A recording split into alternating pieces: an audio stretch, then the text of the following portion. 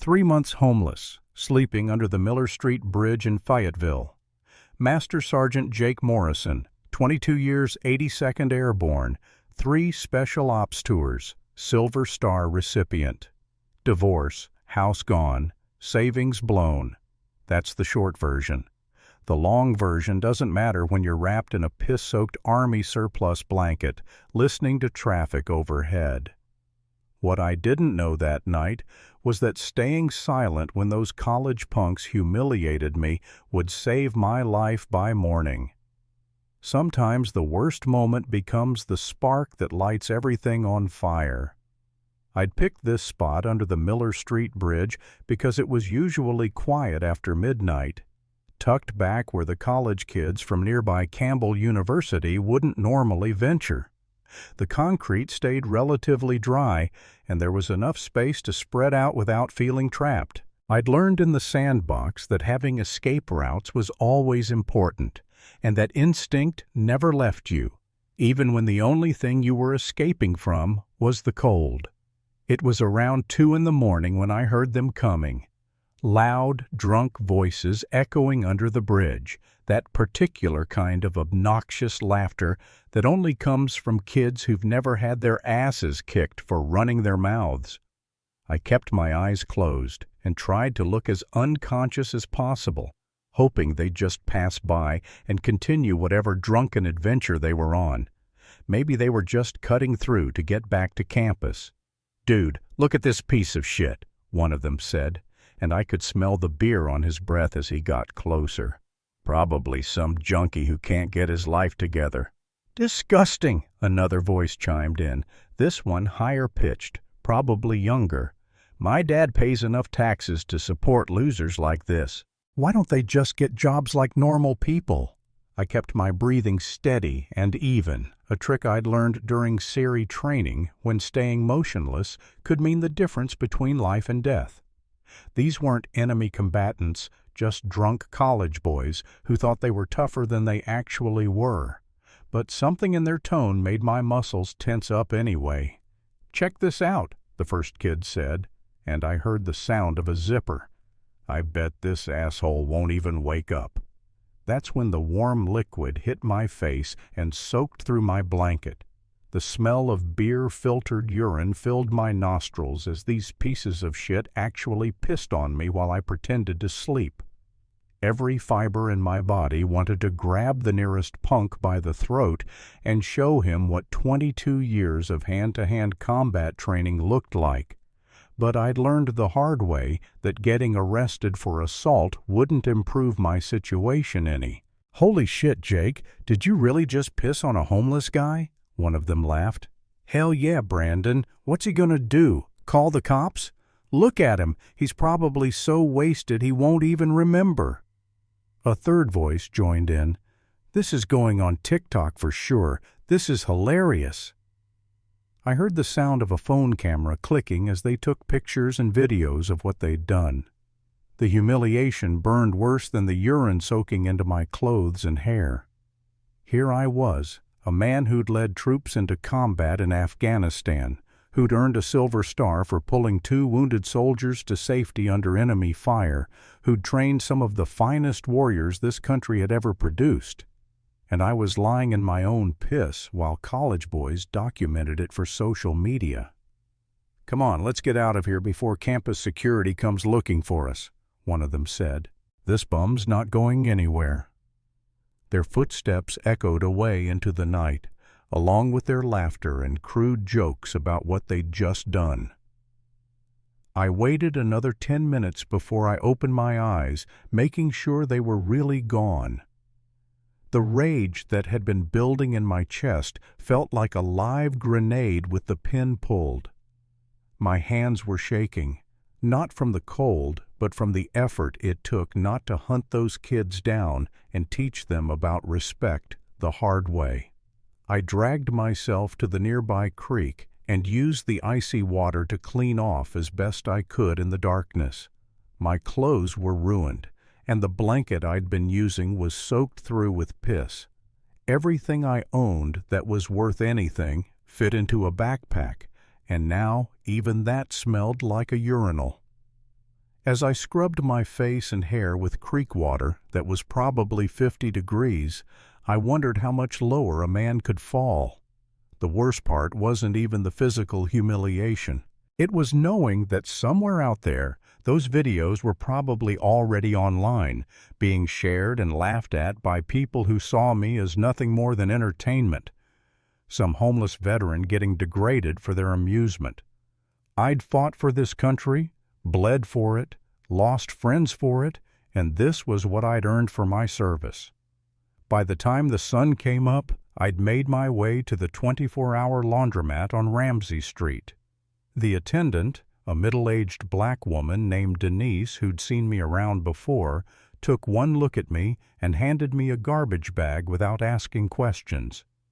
"Rough night, honey?" she asked, not unkindly. "Something like that," I muttered, stuffing my ruined clothes into the bag. She disappeared into the back room and came out with a donated set of clothes that looked about my size: jeans, a t-shirt, and a hoodie that had seen better days but was clean and didn't smell like piss. "You take care of yourself, you hear?" she said as I headed for the bathroom to change. It was while I was washing my face in the laundromat's mirror that I noticed my phone had somehow survived the night. The screen was cracked, but it still worked. I had 3 missed calls and 2 text messages, all from a number I recognized but hadn't seen in months. Tommy Rodriguez, my old platoon sergeant from the 82nd. The text messages were short and to the point. "Saw the video. Where are you?" and "Answer your damn phone, Morrison." My stomach dropped. If Tommy had seen it, that meant it was already making the rounds. I called him back with hands that were still shaking from rage and exhaustion. "Jesus Christ, Jake, what the hell happened to you?" Tommy's voice came through the speaker like a lifeline I didn't know I needed. "Long story, brother. Things have been difficult since I got out." "Difficult? You're living under a bridge and getting pissed on by college kids? Why didn't you call me?"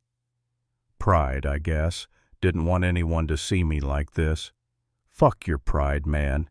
You saved my ass in Kandahar, remember? You think I give a shit about pride when my old squad leader is sleeping rough?" I remembered that night in Afghanistan like it was yesterday. Tommy had taken shrapnel from an IED, and we were pinned down by sniper fire with no clear way to get him to the medic. I'd crawled through 200 meters of open ground under fire to drag him to safety, earning myself a Purple Heart and him a ticket home with all his limbs intact. "Where are you right now?" he asked. "Laundromat on Ramsey Street." "Stay put. I'm calling in some favors." The line went dead, and I was left staring at my reflection in the cracked phone screen. I looked like hell. 3 days of stubble, hollow cheeks, eyes that had seen too much and slept too little. This wasn't how I'd imagined my post-military life going when I'd signed my retirement papers.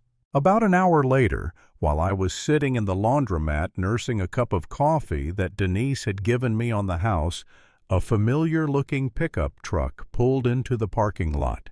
Tommy Rodriguez climbed out of the driver's seat, looking exactly like he had when we'd served together. Compact, muscular, with the kind of intensity that came from years of combat experience. Behind him was another face I recognized, Danny Murphy, who'd been our radio operator and had gone on to become a Green Beret after leaving the 82nd. "Well, look what the cat dragged in," Danny said with a grin that didn't quite reach his eyes. "Jake Morrison, looking like he's been through a blender." "Good to see you too, asshole," I replied, but I was smiling for the first time in weeks. Tommy grabbed me in a bear hug that lasted longer than was strictly military protocol. "You look like shit, brother." "Feel like it, too. We've been tracking down those kids who made the video," Danny said without preamble. 3 idiots from Campbell University.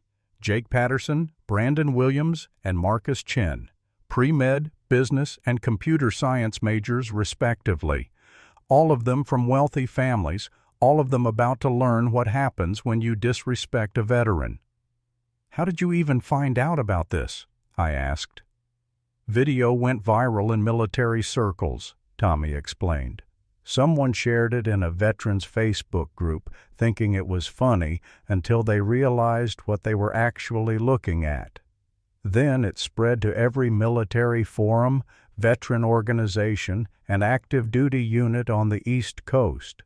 Turns out people don't think it's quite as hilarious when they know the guy getting pissed on is a decorated combat veteran." The comment section is educational, Danny added. Lot of very angry active duty and retired military folks expressing their opinions about these kids' character and upbringing. I felt something twist in my stomach. "How bad is it?" "Bad enough that these kids are about to become very famous for all the wrong reasons," Tommy said. "But that's not why we're here. We're here because you're coming home with me, and we're going to figure out how to get your life back on track." "I don't need charity, Tommy." "It's not charity, it's taking care of our own. You'd do the same for me." "I would have, and we all knew it. That's what being part of something bigger than yourself meant. When one of your brothers fell down, you picked him up, dusted him off, and got him back in the fight." We loaded my meager possessions into Tommy's truck and drove to his house in the suburbs outside Fayetteville. It was a modest place, well maintained, with an American flag flying from a pole in the front yard and a "Support Our Troops" ribbon magnet on the mailbox. His wife Maria met us at the door with a smile and a hug, treating me like family, even though I looked and probably smelled like I'd been living under a bridge, which I had. "The guest room's all set up," she said. "There's fresh towels in the bathroom, and I put some of Tommy's old clothes on the bed that should fit you." "I can't thank you enough," I started to say, but she cut me off. "Family doesn't thank family. Now go get cleaned up. Dinner's in an hour." The hot shower was the first one I'd had in over a week, and I stayed under the spray until the water ran cold. When I looked in the mirror afterward, I could almost recognize the man staring back at me. Clean, shaved, wearing clothes that fit properly, I looked less like a vagrant and more like what I actually was, a veteran who'd hit a rough patch. Over dinner, Tommy and Danny filled me in on what had been happening since the video went viral. The three college kids had initially thought they were internet famous in a good way, bragging about their epic prank on their social media accounts. That had lasted about 6 hours, until someone identified the military tattoos visible on my arm in the video and connected them to my service record. "Turns out," Danny said around a mouthful of Maria's excellent enchiladas, "when you Google Jake Morrison 82nd Airborne, some interesting stuff comes up." "Like what?" I asked, though I had a sinking feeling I already knew.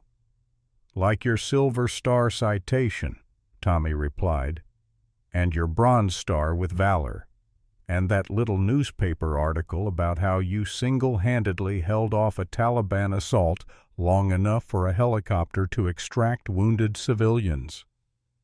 I remembered that firefight in Kunar province. We'd been providing security for a medical outreach mission when the Taliban decided to make a statement. The civilian medics and their patients were trapped in a compound with no way out except through a corridor of enemy fire. I'd volunteered to provide covering fire from an exposed position, buying them enough time to reach the extraction point. I'd taken a round through the shoulder and another that creased my skull, but everyone we'd gone in to protect made it out alive. "The internet is a wonderful thing," Danny continued, "once people realized they were looking at a decorated war hero getting humiliated by some privileged college brats. The tone of the conversation changed real quick." "How quick?" I asked. quick enough that all three of those kids have deactivated their social media accounts and their parents are probably looking into private security," Tommy said with satisfaction. "Turns out people don't like seeing their heroes disrespected by spoiled rich kids." After dinner, we sat on Tommy's back porch with beers and talked about old times, but I could tell there was something they weren't telling me. They kept exchanging glances, and Danny kept checking his phone like he was waiting for something. "All right, what's going on?" I finally asked. "You two are acting like you're planning an op." "Funny you should mention that," Tommy said with a grin. "Because we kind of are." "What kind of op?" "The educational kind," Danny replied. "See, we've been in touch with some of our old unit buddies, and it turns out they're as pissed off about this situation as we are. A few phone calls were made, some favors were called in, and tomorrow morning those 3 college boys are going to get a lesson in respect that they'll never forget." "Please tell me you're not planning to do anything illegal." "Nothing illegal," Tommy assured me. "Just educational. Very, very educational." The next morning, I woke up to the sound of diesel engines idling outside. When I looked out the bedroom window, I saw something that made my heart skip a beat. Parked on Tommy's quiet suburban street were 3 military vehicles, 2 Humvees and a deuce-and-a-half truck, all in full military camouflage. Standing around them in ACUs were about 15 soldiers, all of them wearing the distinctive airborne wings of the 82nd. "What the hell?" I muttered, throwing on clothes and heading downstairs. Tommy was in the kitchen drinking coffee with a shit-eating grin on his face. "Morning, sunshine. Sleep well?" "Tommy, what did you do?" "Nothing much. Just mentioned to my old company commander that a decorated veteran was being disrespected by some punk kids who needed to learn about honor and respect. Turns out he felt the same way." Through the kitchen window, I could see more vehicles arriving. Another Humvee, a few personal trucks, and what looked like a van full of military police. Men and women in uniform were gathering on the street, checking equipment and talking in the low professional tones I remembered from pre-mission briefings. "This is insane," I said, but I was starting to smile despite myself. "This is justice," Tommy corrected. "Those kids wanted to play games with a veteran. Well, now they get to play with the whole unit." Danny appeared in the doorway wearing his full-dress uniform with all his ribbons and decorations displayed. "Thought you might want to see this, Jake. We're about to make a house call." We drove in convoy to Campbell University, a procession of military vehicles that drew stares and phone cameras from everyone we passed. I was riding in the lead Humvee with Tommy and his company commander, Captain Sarah Williams, a tough-as-nails officer who'd done 3 tours in Iraq and Afghanistan. "Master Sergeant Morrison," she said, turning to address me directly, "I want you to know that what happened to you is completely unacceptable. These young men think military service is a joke, that veterans are disposable. Today, they're going to learn otherwise." "I appreciate this, Captain, but I don't want anyone getting in trouble on my account." "No one's getting in trouble," she assured me. "Everything we're doing today is perfectly legal and within regulations. We filed for a peaceful demonstration permit yesterday. Campus police and military police are coordinating, and we're exercising our constitutional right to free speech and assembly. By the book, Master Sergeant." The convoy pulled up in front of the main dormitory where the 3 kids lived. Within minutes, we had the entire building surrounded by soldiers in full battle dress. It looked like a military occupation, which I suppose it was in a way. Students began gathering at windows and doorways, taking pictures and videos with their phones. Captain Williams grabbed a bullhorn from one of the Humvees and keyed the mic. "Jake Patterson, Brandon Williams, and Marcus Chin. This is the United States Army. You are requested to report to the front of this building immediately to account for your actions against Master Sergeant Jake Morrison, United States Army, retired." The effect was immediate and electric. Students began streaming out of the building, creating a crowd that pressed against the perimeter the soldiers had established. Campus security showed up, but quickly backed off when they realized they were dealing with an official military unit conducting legal business. It took about 10 minutes for the three kids to appear, and when they did, they looked like they were about to shit themselves. Jake Patterson, the one who'd actually pissed on me, was pale as a ghost. Brandon Williams looked like he might throw up, and Marcus' chin was shaking so badly I thought he might fall down. Captain Williams stepped forward, still holding the bullhorn, her voice carrying across the entire campus. "Gentlemen, you are looking at Master Sergeant Jake Morrison, United States Army, retired. Master Sergeant Morrison served his country with distinction for 22 years, including multiple combat deployments to Afghanistan. He holds the Silver Star, the Bronze Star with Valor, the Purple Heart, and numerous other decorations for his service and sacrifice." The crowd of students had grown to several hundred, and you could hear a pin drop. Phone cameras were recording everything, but this time the story was going to be told from a different perspective. 4 nights ago, you three decided it would be amusing to urinate on Master Sergeant Morrison while he slept, filming your actions and posting them on social media for your entertainment. You mocked a man who served his country with honor, a man who shed his blood defending the freedoms you enjoy every day. Jake Patterson was crying now, tears streaming down his face as the full weight of what he'd done came crashing down on him. The crowd of students was murmuring angrily, and I could hear people shouting things like, "Disgraceful," and "How could you?" "Today, you're going to learn what honor looks like," Captain Williams continued. "These soldiers behind me represent just a fraction of the men and women who serve this nation. They are here because Master Sergeant Morrison is their brother, and when you attack one of us, you attack all of us." The three kids were led to the center of the formation, where they stood surrounded by 40-plus soldiers in full uniform. It was an intimidating sight, and it was supposed to be. These weren't teenagers anymore. They were grown men who'd made a choice to humiliate a veteran, and now they were facing the consequences. "You will apologize," Captain Williams announced. "You will apologize to Master Sergeant Morrison. You will apologize to every veteran these soldiers represent, and you will apologize to this university for bringing shame to its name." Jake Patterson was the first to step forward. His voice was shaking so badly he could barely speak. "Master Sergeant Morrison, sir, my grandfather served in Vietnam. He died when I was 12, but he used to tell me stories about his squad, about how they took care of each other. He would beat my ass if he knew what I did to you tonight. What I did was disgusting and wrong, and I'll regret it for the rest of my life. I was drunk and stupid, but that's no excuse. You served our country, and you deserved respect, not what I did to you. I'm sorry, sir. I'm so sorry."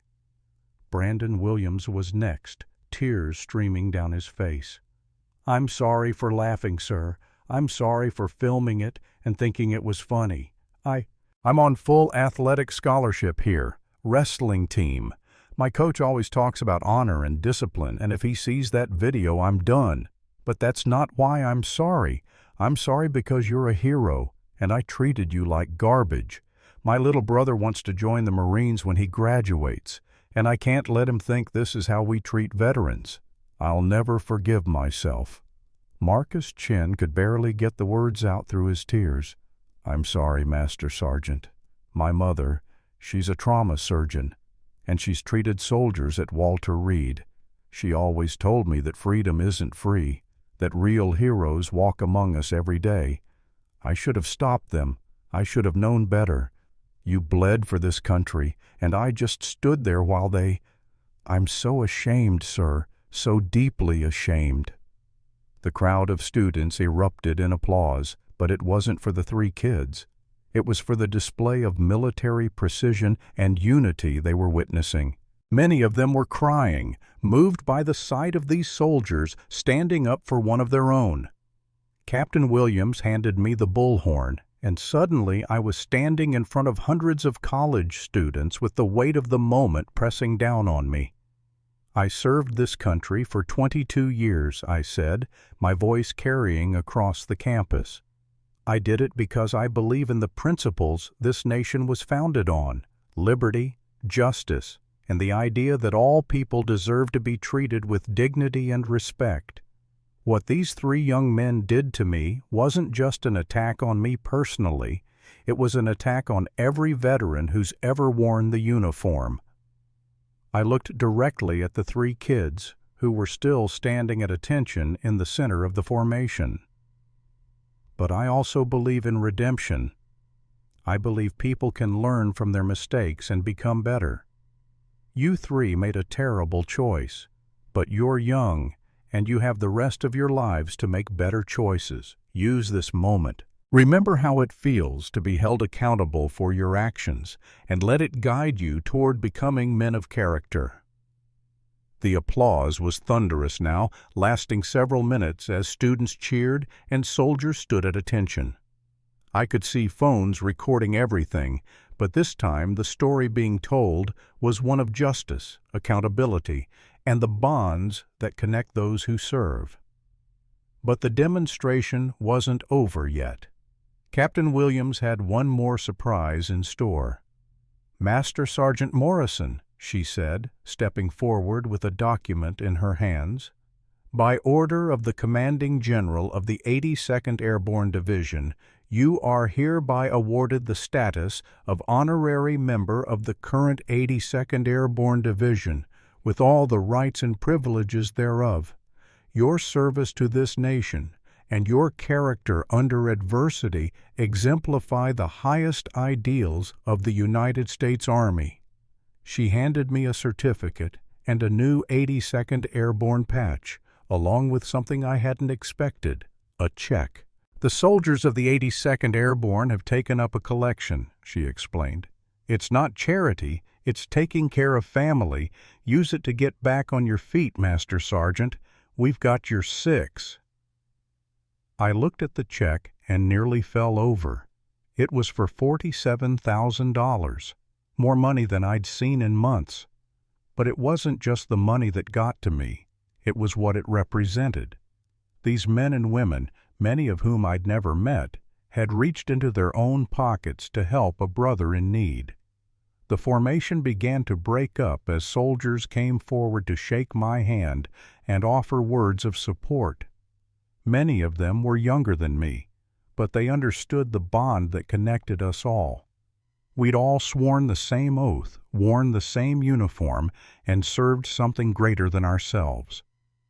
As the military vehicles began to depart, the three college kids approached me hesitantly. Jake Patterson was still crying, his face puffy and red with shame. "Master Sergeant," he said quietly, "is there anything we can do to make this right? I know we can't undo what we did, but we want to try to make amends somehow."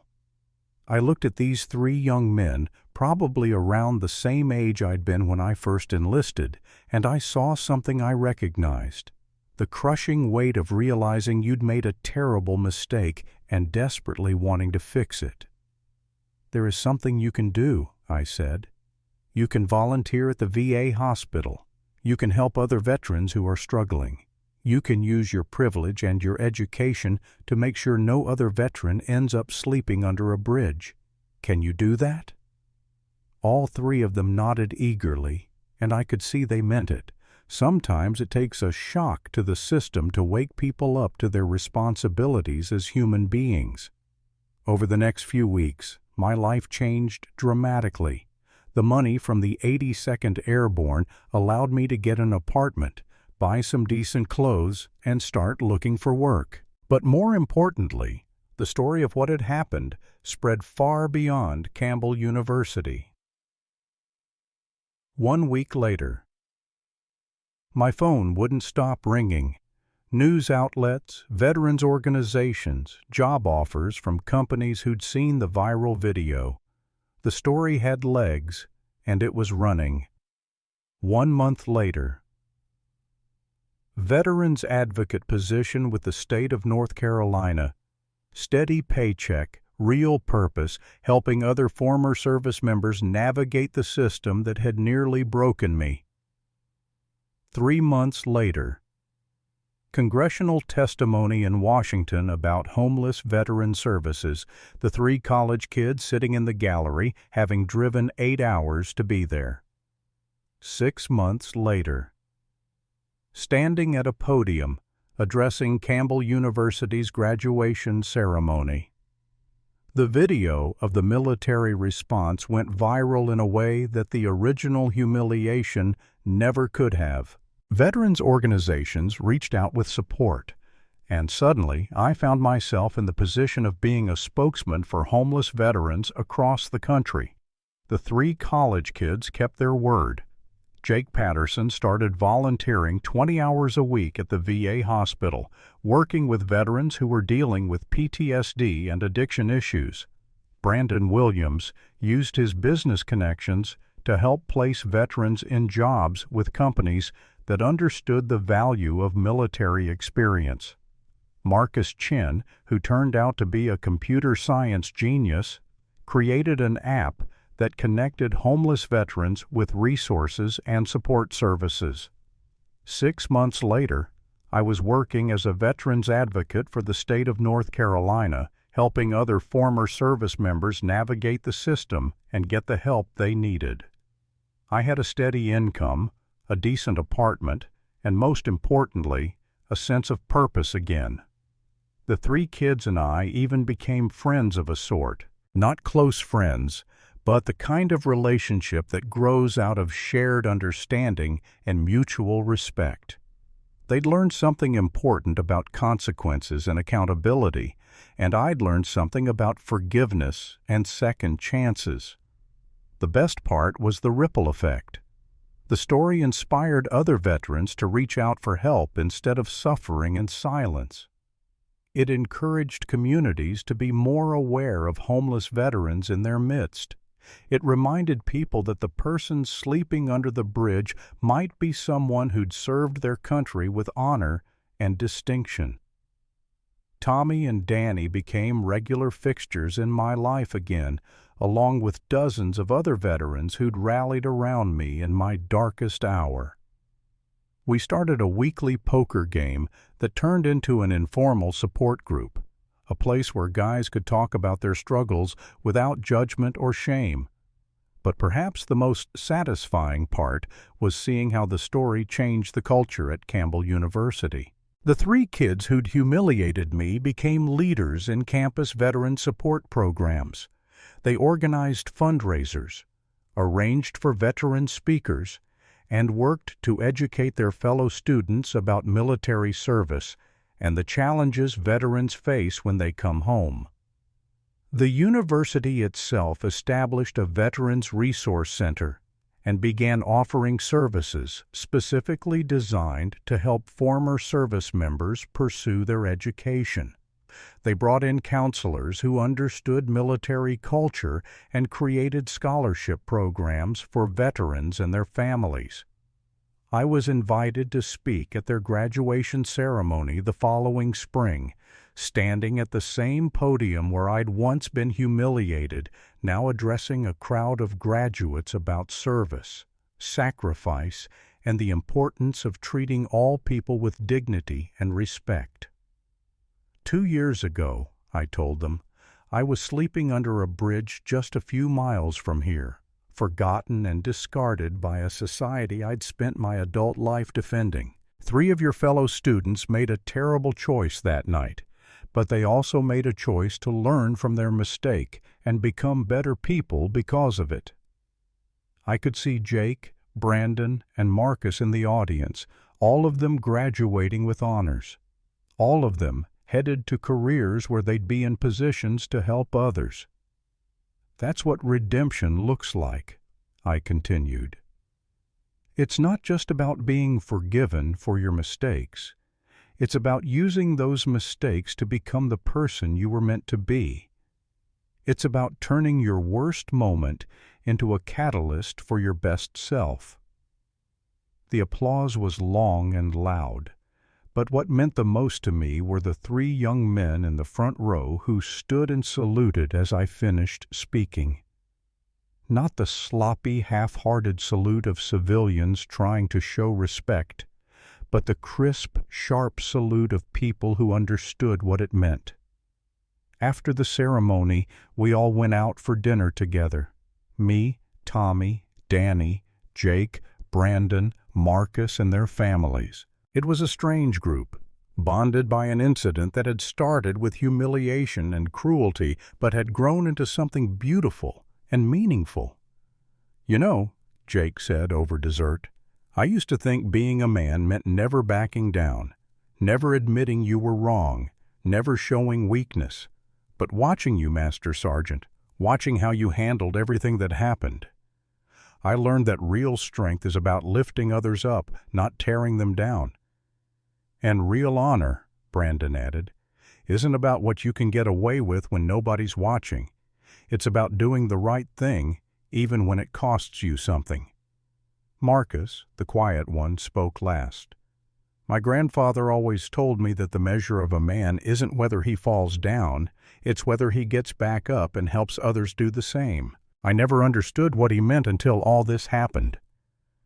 These kids had gone from being examples of everything wrong with entitled youth to being examples of what young people could accomplish when they understood their responsibility to something greater than themselves. They'd learned that freedom isn't free, that respect must be earned, and that true strength comes from service to others.